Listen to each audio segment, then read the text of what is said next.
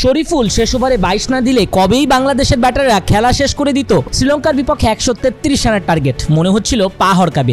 তবে না, কলম্বোর প্রেমাদাসা অন্তত টি-20তে পয়মন্ত টাইগারদের জন্য আগের 4 লড়াইয়ে 3টাতে জয় প্রেমাদাসায়। এ যাত্রায় এলো এই গ্রাউন্ডে চতুর্থ জয়, 21 বল হাতে রেখে 8 উইকেটে সিরিজ জিতল 2-1 ব্যবধানে।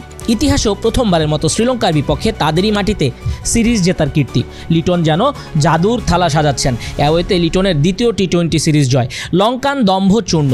সব মিলিয়ে শ্রীলঙ্কার বিপক্ষে নিধাসের স্মৃতি এত সহজে হারায় না। মুশফিক মাহমুদুল্লাহ, বড় ভাই তামিমদের মতো আরেক তানজিদ তামিম দায়িত্ব নিতে শিখলেন। প্রথম বলেই পারভেজ হোসেন ইমনকে হারালেও দ্রুত রান তুলেছে বাংলাদেশ। পাওয়ার প্লেতে রান আসে প্রায় 8 করে। 6 ওভারে বাংলাদেশের রান 1 উইকেটে 47। পাল্টা আক্রমণের পথ দেখান লিটন দাস। পরে সহজাত আগ্রাসী ব্যাটিংয়ে তাকে ছাড়িয়ে যান তানজিদ হাসান তামিম।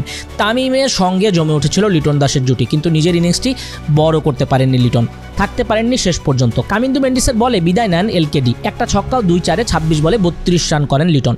তার বিদায়ে ভাঙে 50 বলে 74 রানের জুটি। লিটন দাসের বিদায়ের পরও একই গতিতে তানজিদ হাসান তামিম বাউন্ডারিতে ছুঁয়ে ফেলেন 50 মাত্র 27 বলে।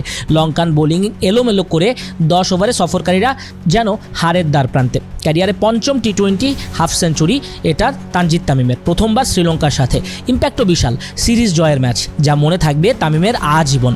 তানজিদ তামিমও নিশ্চয়ই খুশি। তামিমের 155 স্ট্রাইক রেটে 47 বলে ক্যারিয়ার সেরা 73 রানের অপরাজিত ইনিংস অনেক দিন স্মরণীয় বরণীয় হয়ে থাকবে। তানজিদ তামিম 6টা ছক্কা হাঁকান, একটা 4 মারেন। তামিম ম্যাচ জয়ের 2টি পার্টনারশিপেই অবদান রেখেছেন, লিটনের সঙ্গেও রেখেছেন, আর হৃদয়ের সঙ্গে 59 রানের পার্টনারশিপ গড়েন। এত ডিসপ্লের ফলে শ্রীলঙ্কা সিরিজ হারল নিজেদের হোম অফ ক্রিকেটে। তাহিদ হৃদয় নট আউট থাকেন 25 বলে 27 রানে। তামিম যদিও জিতিয়েছেন, তবে শেখ মাহিদি ম্যাচ সেরা।